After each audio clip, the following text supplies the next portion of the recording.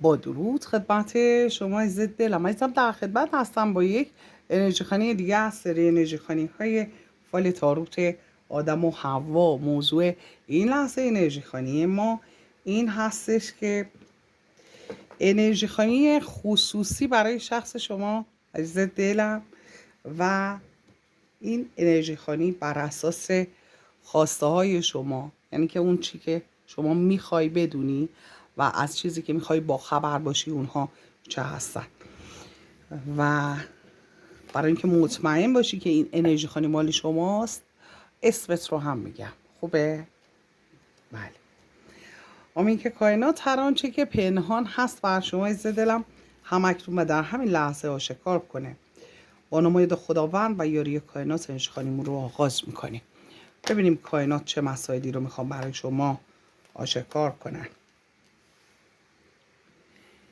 یک شرایط خوب و تعادل در زندگی بین مسائل احساسی کاری رو داره بهش اشاره میکنه. آرزو کردن شرایط راحت، آرامش رو داره در اینجا بهش اشاره میکنه. خواسته های شما و اینکه حالا ببینیم در جواب کائنات چی میخواد بگه در خصوص خواسته های شما.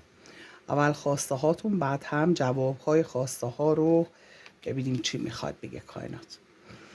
ولی مسئله‌ای که داره بهش اشاره میکنه این هستش که خورده به آرامش، نیاز به آرامش داشتن، اینکه با شما یه رنگ باشن، با شما همرنگ باشن، با شما یه دست باشن، و آرزوی شما این هستش که آدم ها بتونن شما رو اونجور که هستید قبولتون کنن، اونجوری که هستید دوستتون داشته باشن، اونطور که شما با اونها رفتار میکنید اونها هم با شما رفتار کنن.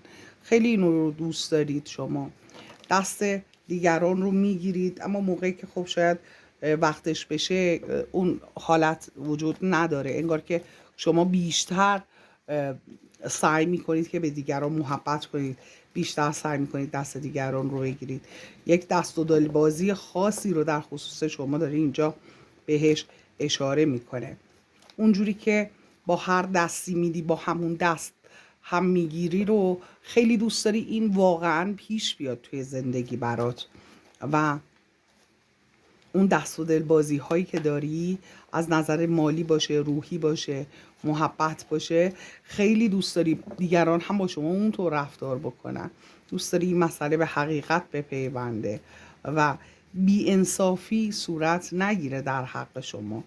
تمام تلاش در زندگی این بوده که اون کم و کسری هایی که دیگران باعث شدن رو شما جبران کنید. تمام تلاشتون در زندگی این بوده که رضایت دیگران رو برآورده کنید.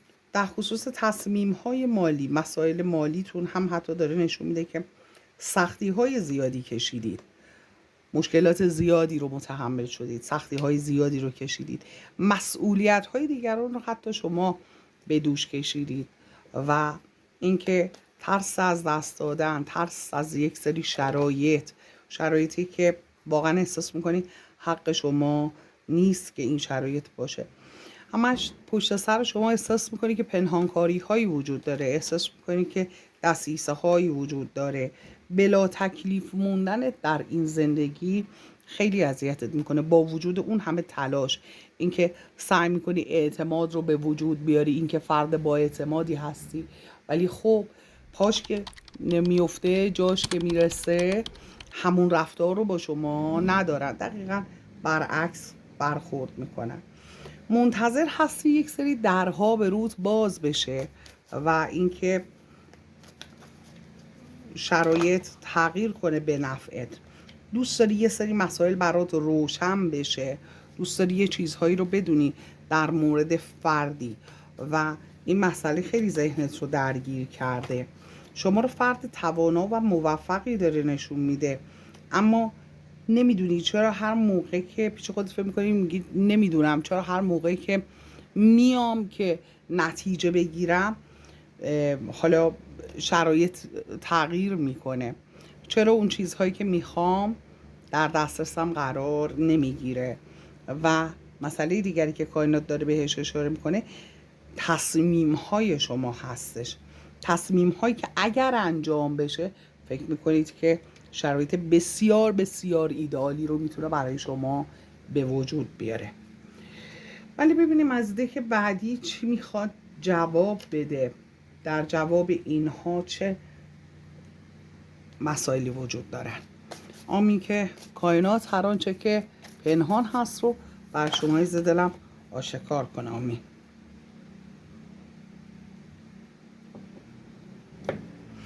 هوش و استعدادتون رو داره میگه. کائنات میگه تو از نظر هوش و استعداد هیچ چیزی کم و کسر نداری. برای به دست آوردن اون تعادل در زندگیت هم از نظر روحی و هم از نظر هوشی بسیار بسیار قوی هستی و میتونی اون شرایط رو داشته باشی. برای داشتن اون تعادلی که شما میخوای که صورت بگیره در زندگیت، کائنات داره میگه که بله، روح شما میگه خیلی لطیفتر از این هستش که حالا شما نیاز داری یه خورده میگه روی خودت کار کنی. داره به این اشاره میکنه هدف قرار دادن خواسته هات رو تعادل اونجایی به هم میخوره که یه جاهایی واقعا شما رحم میکنی، یه جاهایی شما کوتاه میای، یه جاهایی شما از خواستت میگذری به خاطر دیگران. به طور مثال داری میری یه کاری برای خودت انجام بدی، یه نفر میاد میگه من فلان مشکل رو دارم، تو رو خدا بیا این مشکل منو حل کن. دنبال مشکل اون فرد میری و خودت و خواسته های خودت رو نادیده میگیری و خیلی وقتها هم پیش میاد از این رفتار شما سوء استفاده میشه. یعنی یه جاهایی واقعا لازم هست شما این از خودگذشتگی رو انجام بدید، یه جاهایی هم لازم نیست، ولی شما چون فرد خوشقلبی هستی اولویتت همیشه اطرافیانت هستش، عزیزانت هست. یه جاهایی میگه به خاطر این مسئله هستش که شما عقب میمونی. بله، و میگه که خیلی دوست داشتن بسیار بسیار زیاد، دوست داشتن بسیار بسیار قوی، بسیار بسیار عمیق. و میگه آرامش شما رو هم همین این مسئله گرفته از شما، به خاطر اینکه شما تمام تلاشت رو میکنی همیشه به دیگران اون چی که در قلبت میگذره رو بفهمونی، اون حس کنن که واقعا شما در قلبت چی میگذره. فکر میکنی که اونها نمیدونن، باید بدونن و یه تلاش های یه موقع ها اصلا آرامشت به هم میخوره به خاطر همین، چون دوست داشتنت رو میخوای بفهمونی به آدمای اطرافت، یا به خاطر اون دوست داشتن، به خاطر اون محبته از خودت میگذری و فداکاری های بیش از حد انجام میدی و همین محبت کردنت یه جاهایی آرامشت رو ازت گرفته، مسئولیت های دیگران رو قبول میکنی، به جای دیگران تصمیم میگیری، ازت میخوان که براشون تصمیم بگیری یا برنامه ریزی بکنی یا برای اونها کارهایی انجام بده. آرامش خودت رو هم میگه به این واسطه گرفتی. و در خصوص این مسئله با همون دستی که میگیری که پیش نمیاد برات، داره میگه لطف شما خیلی بیشتر هستش، اون دست و دلبازی که هست اون بیش از حد در شما هستش و شما خیلی موقعها خودت رو نادیده میگیری به خاطر دیگران. لطف شما خیلی زیاد هست، محبتت بیش از حد هستش. بله، و اینکه خب تلاش های زیادی که میکنی شما در خصوص این تلاش های بیش از حدی که میکنی، داره میگه که تلاش هایی که میکنی رو باید در نظر داشته باشی برای کی انجام میدی، چرا انجام میدی. بنابراین یه جاهایی هم اینجا داره میگه که به خاطر این مسئله هستش که شما به مشکل میخوری. مسئله دیگری که کائنات داره بهش اشاره میکنه در خصوص این که حالا اون یه جاهای خالی و مسئولیت‌های دیگران رو شما انجام میدی، یا اینکه اشتباه‌های دیگران رو سعی میکنی جبران کنی، یا دسیسه هایی میکنن اونها رو سعی میکنی برطرف کنی. در خصوص اون هم داره میگه که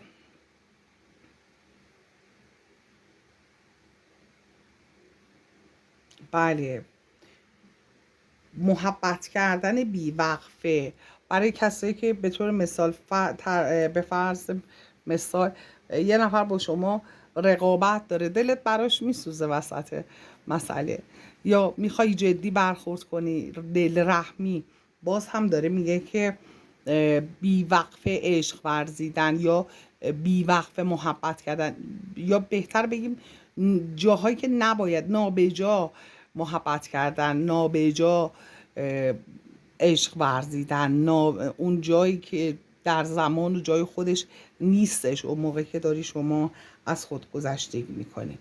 در خصوص مسائل مالی هم خب میگه که اویوم هماهنگی، اون هماهنگی رو نمیتونی خب برقرار کنی. به طور مثال یه موقعی که پول به دستت میاد، اون رو نمیتونی اونطوری که باید با برنامه پیش ببری که یه موقعی اگر به مشکل میخوری هم بتونی داشته باشی این پول رو.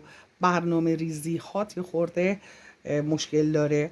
و از طرف دیگه بخشندگی، حالا قرض دادن، حالا هر کسی که انگار که از شما بخواد به شما رو بندازه، شما یا نمیتونی بهش نبگی، یا اینکه خوب که نگاه میکنی به گذشتت میبینی که خب به آدمای زیادی لطف کردی و اون هماهنگی رو به هم زدی در واقع خودت از نظر مالی، و یا یه تصمیم هایی رو باید میگرفتی توی دودلی به سر بردی، نتونستی به موقع تصمیم بگیری تا اون پول رو دریافت کنی، تا اون شرایط مالی رو دریافتش کنی. و در خصوص این بار سنگینی که با خودت میبری، حالا یا مسئولیت خودته، مسئولیت فرد دیگری هست، یا با شیطنت‌های دیگران بار شما سنگین شده، داره کائنات میگه که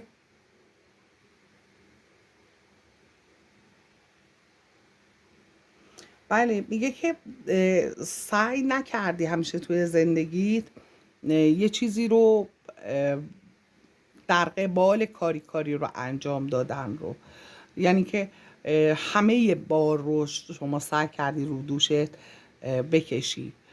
به طور مثال یه نفر شما یه کمک خواسته، نمیگی که خودت میخوای در خصوص این کار چه کاری انجام بدی، تمام اون بار رو میخوای خودت به دوش بکشی. و به خاطر اینکه در مقابل اون مسئله هم، یعنی که حالا به کی کمک کردن هم مهمه، در مورد اون مسئله هم در برابر اون فرد هم یه موقع ممکن هستش که نگاه کنید ببینید که اون فرد نه تنها تو فکر حالا جبرانش نیست، حتی توی تشکر کردن هم مشکل داره، یا اینکه کاری میکنی شما بعدش پشیمون بشی از این محبتی که کردی. بنابراین یه جورایی تعادل قضیه به هم خورده. یا اصلا دیدید میگن طرف بیچشم رو بازی در آورده برات. دلسوزی، بله، ماه رو داریم و در اینجا هم همونطور که ملاحظه می‌فرمایید ماه رو داره نشون میده. مسائل پنهان کاری های آدم ها و اون دلسوزی های شما که انگار احساس میکنی هیچ شده. میگه من باهاشون رو راست بودم، همه چی رو بود، ولی اینا همه چیشون رو من مخفی میکنن. اینها باعث میشه که یه خورده آرامش شما به هم بخوره، یه خورده انرژی شما بیفته و پنهانکاری های آدم ها، یا حالا اون ترس از دست دادن، ترس انگار که همش نگران هستی که ممکنه حالا یک آسیبی هم از سمت این آدم ها ببینی، اینها باعث میشه که یه خورده اون انرژی شما بیفته. مسئله دیگری که هست در خصوص این بلا تکلیفی که داره کائنات میگه که اصلا نگران نباش، بلوک برکت و فراوانی خواهد بود و در زندگی شما. اگه نمیدونی که عاقبت کارت چی میخواد بشه، مسائل مالیت در نهایت چی میخواد بشه، میگه فراوانی وجود داره. ببخشید عزیز دلم.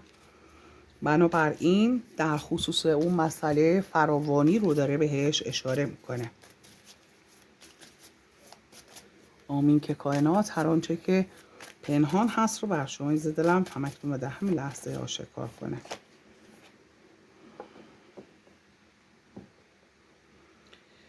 بله، و در خصوص این دری که میخواد باز بشه، خواسته ای که داری شما، میگه که یک سری تغییرات به وجود خواهد اومد. این در بالاخره برای شما باز خواهد شد. کائنات میگه چنان نماند و چنین نیز هم نخواهد ماند. خیلی واضح داره جواب این سوالتون رو میده. بله، و در خصوص موفقیت های شما میگه یه خورده اطلاعاتت رو بالا ببر در زمینه اون مسئله‌ای که میخوای به موفقیت برسی. یکم کمبود اطلاعات وجود داره. به طور مثال شما یه کار دادگاهی داری، میگه که خب اطلاعاتت رو بالا ببر، موارد قانونی رو در نظر داشته باش، از یه وکیل خوب خبره زبردست استفاده کن. اگر شما در خصوص مسئله مالیت شراکتت مشکل داری، میگه دقیقا بدون که با کی داری کار میکنی، دقیقا بدون که این پول کجا میره کجا میاد. اگر در خصوص کارت، حالا مسائل مالی خودت، مهاجرتی، خانوادگی، تحصیلی، هرچی هست، میگه اطلاعاتت رو بالا ببر. موفقیت مال شما هستش. در خصوص قهر کردن داره میگه یک سوء تفاهم هست، یک معصومیت هست، یا حالا اگر شما اون نعمت هایی که هست رو نمیبینید، یا فردی با شما قهر کرده که احساس میکنید این فرد در حق شما بی‌انصافی کرده، میگه که یک سوء تفاهمی اینجا احتمالاً وجود داره، معصومیت وجود داره، در حق شما ناحقی شده، بی‌انصافی شده عزیز دلم. بنابراین باید سعی کنی که اون فرد خودش به این نتیجه برسه. شما باید شرایط رو مهیا کنید، نه اینکه بری بهش بگی همش من بی گناهم یا مگه من چی کار کردم. سعی کن که اون معصومیت شما یا اون صداقت شما یا اون محبت شما مشخص بشه برای این فرد. در خصوص مسئله که شروع داری، یک شروع داری، میگه سعی کن این شروعت، این حرکتت، این مثلا منت کسی رو نکشی به خاطرش. میگه چون به خاطر این کاری که میخوای انجام بدی، اون منتی که این فرد سر شما میخواد بذاره خیلی بیشتره، نمیارزه. و در خصوص این مسئله پول، به شرایط خوب رسیدن، میگه که قدرت به شما داده خواهد شد. یا شام گوجو، قدرت، اون چیزی که میخواهی داشته باشی رو خواهی داشت، داره کائنات میگه. ببینیم اون یک چه مسائلی رو میخواد برات آشکار کنه عزیز دلم. آمین که کائنات هر آنچه که پنهان هست رو بر شما عزیز دلم همکنون و در همین لحظه آشکار کنه.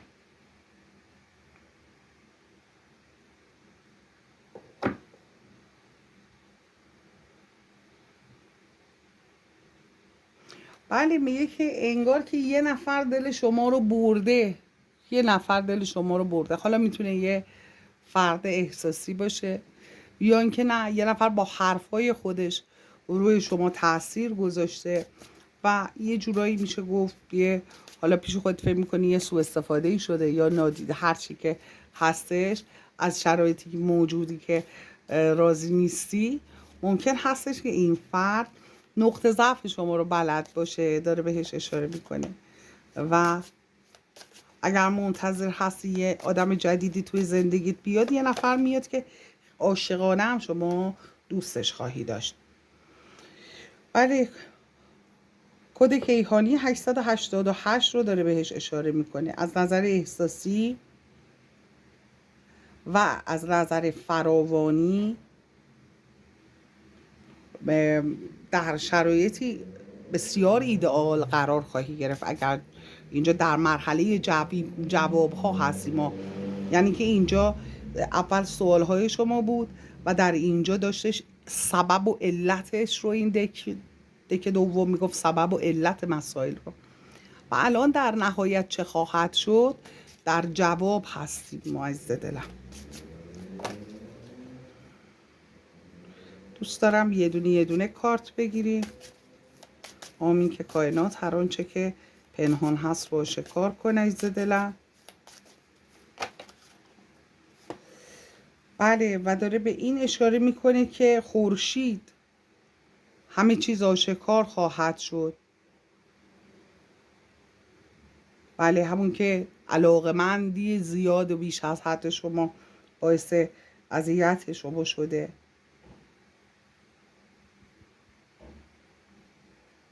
بله، میگه که سعی کن که به خودت توجه کنی، خودت به خودت توجه کنی، اینقدر عشقت رو بریز و به پاش احساسی نکنی. دقیقا همین رو نوشته. میگه سعی کن توجهت رو خودت بیاری، به خودت توجه بکنی، مرکز توجه خودت باشی. شما اگر فرد دیگری رو مرکز توجه خودت قرار بدی، مرکز توجه او هست. بنابراین توقع نداشته باش که او به شما توجه کنه، چون اون به خودش اون وقت توجه میکنه. چرا؟ چون مرکز توجه شما او هست. بنابراین اون فرد در فرکانس توجه هستش. اگر شما میخوای که توجه بهت بشه، باید به خودت توجه کنی، به خودت محبت کنی، به خودت عشق بورزی تا شما هم در فرکانس عشق و توجه قرار بگیری. همیشه این رو بدون، طرف احساسی شما، آدم‌های اطراف شما عاشق کسی هستن که شما عاشقشون هستید. اگر شما عاشق اونها هستید، اونها هم عاشق خودشون هستن. اگر شما عاشق خودت باشی، اونها هم عاشق شما هستن. چون اون موقع شما خودت رو بردی در فرکانس عشق و توجه و محبت. بنابراین اونها به ناچار هم عاشق شما میشن، هم شما رو دوست دارن، هم به شما توجه میکنن، هم محبت میکنن.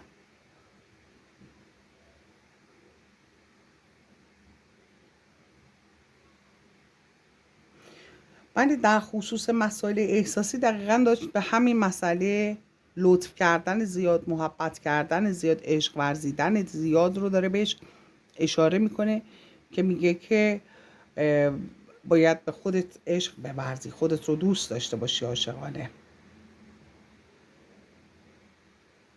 و در خصوص این مسئله که کار و فعالیت زیاد، تلاش های زیاد و حالا زحمت های زیادی که شما دارید میکشید، داره میگه که شفای بسیاری هم دریافت خواهی کرد. میگه اینا هیچ کدوم گم نمیشه در کائنات، ولی خب یه جای قضیه میلنگه، اونم اینه که به خودت هم باید توجه کنی. و کارت بعله رو به شما داده در خصوص مسائلی که مربوط به، همونطوری که ملاحظه میفهمید، دسیسه ها هستش و اینکه حالا یه جاهایی تلاش های بیش از حد برای اینکه خودتون رو بخواین ثابت کنید. داره میگه که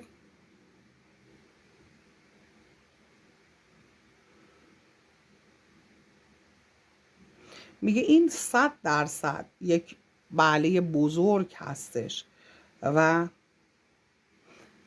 فقط همینقدر. یعنی چی؟ در خصوص دسیسه ها میگه فقط میتونم بگم بله، دسیسه هایی وجود داره و همینقدر. حالا اینکه چرا اینا دسیسه میکنن در ادامه ببینیم که میخواد این رو هم جواب بده یا نه. در خصوص هماهنگی کردن، هماهنگ بودن، کد کیهانی 555 رو داره بهش اشاره میکنه و میگه زندگی احساسی شما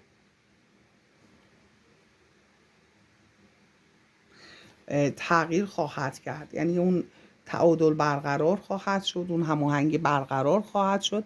اینقدر نگرانش نباش. و کد کیهانی 444 هم داره میگه که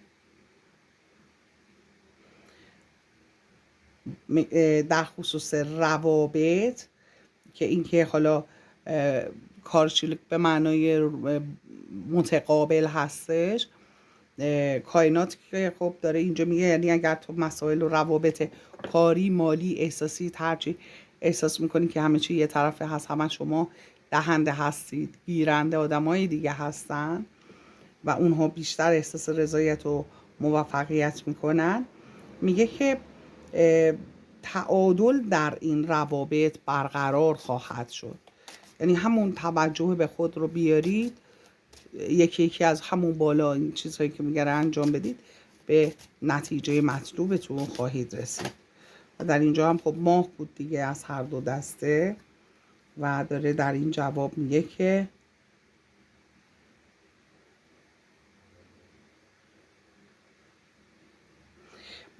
به خاطر اینکه با فردی که کارما داشته، حالا ترس و غم و اندوه و نگرانی و پنهانکاری، میگه با یک آدمی که کارمیک بوده شما در ارتباط بودی، خب تاثیر میذاره انرژی منفی. شما با یه نفر بشینی صحبت کنی یا با یه نفر زندگی کنی یا با یه نفر رابطه داشته باشی، طبیعتاً انرژی های اون فرد رو جذب میکنی. میگه به خاطر اینکه طرف مقابل شما کارمیک بوده و این مشکل برای شما، این سنگینی رو شما هم هست و شما هم حس کردید. در خصوص فراوانی، کی به فراوانی میرسی، این که همش فکر میکنی بلا تکلیف هستی از نظر کاری، موقعیت اجتماعی، مالی، احساسی، میگه که شما در حال این هستی که داری ریشه میدی، در واقع داری به اون خواسته هات میرسی، خودت متوجه نیستی. آروم آروم روی ریشه هستش و ریشه میدونی شما. حالا تا به میوه برسی باید اون ریشه هات کامل بشه، بنابراین شما در مسیر خودت قرار داری، حتی اگر خودت هم احساس نمی کنی. آمین که کائنات هر آنچه که پنهان هست رو آشکار کنه.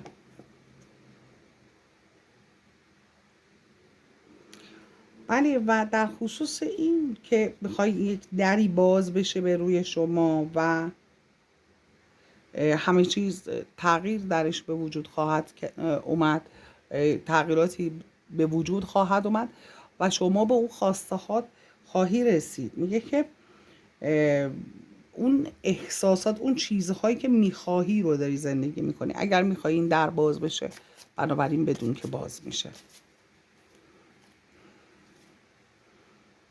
و در خصوص اطلاعاتی که هست و خورشید، موفقیت ها که میگفت اطلاعاتت رو بالا ببر، میگه در نهایت بله، اگر این برای این هستش که یه چیزهایی بخوای شما به دست بیاری، میگه باید در خصوص و مسئله دقت کنی. یعنی که فقط دهنده نباشی، یه جاهایی هم حواست باشه اگر سوء استفاده‌ای میخواد ازت بشه، حواست به اون مسئله باشه. بله، در خصوص این مسئله که این کار که حالا قهر و معصومیت و سوء تفاهم ها هم میگه که عشق درش خونه شما رو میزنه. اگر قهر هستی، سوء تفاهمی هست در خصوص معصومیت، حالا یه تهمتی خدای نکرده، افترایی، چیزی هرچی هستش، یا اختلاف نظری هستش، میگه عشق در خونت رو میزنه، این فرد دوباره برمیگرده. اگرم منتظر فرد جدیدی هستی، اون فرد جدید میاد. ولی در خصوص منت دار بودن، میگفت شروع سعی کن بی منت باشه. میگه که اگر این شروع شما با منت و این مسائل باشه، در نهایت خدای نکرده ممکن هستش که به دعوا و اختلافات ختم بشه.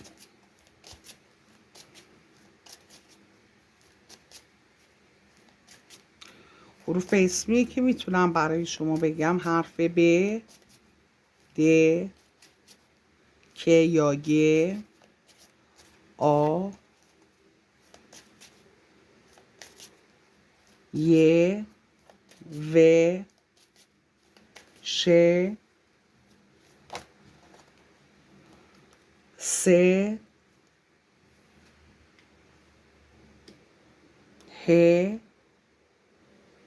و ل. این حروف در اسم یا فامیلی شما موجود هستش.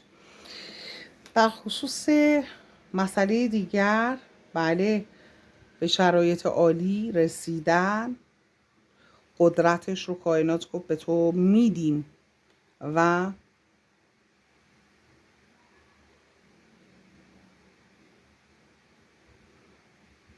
بله و میگه که برای اینکه دست پیدا کنی کافی هست فقط آغوشت رو باز کنی و استقبال کنی.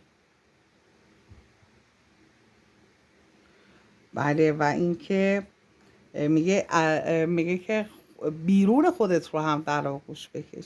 یعنی شما از نظر روحی، جسمی و از نظر مالی و معنوی باشه، مادی باشه، از هر نظر شما به برکت و فراوانی خواهی رسید.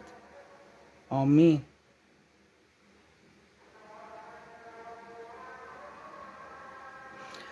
و میگه که کسی رو که دوست داری عشقت رو بهش اعلام کن. بله البته بنده این پیشنهاد نمیدم این مسئله رو، ولی خب داره میگه که میتونی عشقت رو هم اعلام کنی و بهش پیشنهاد، یعنی بهش بگی، بفهمونی که دوست داری. حالا اگر با رفتار باشه بهتر از اینه که به زبون بیارید. بله بنابراین موفقیت در خصوص مسائل مالی و احساسی رو نویدش رو کائنات به شما داد. اگر مشخصاتتون این هست، شرایط زندگیتون، تفکرتون این هست، اسمتون این هستش، بله لایک کن عزیز دلم، سابسکرایب کن، اون زنگوله رو بزن. بله اوقات ملکوتی اذان هستش. آمین که خداوند و کائنات در طبق اخلاص خواسته های قلبی شما عزیز دلم رو تقدیم حضورت کنن عزیز دل من، و آمین که هر لحظه شما پر از معجزه باشه. مرغ آمین هم آمین گفت. آمین.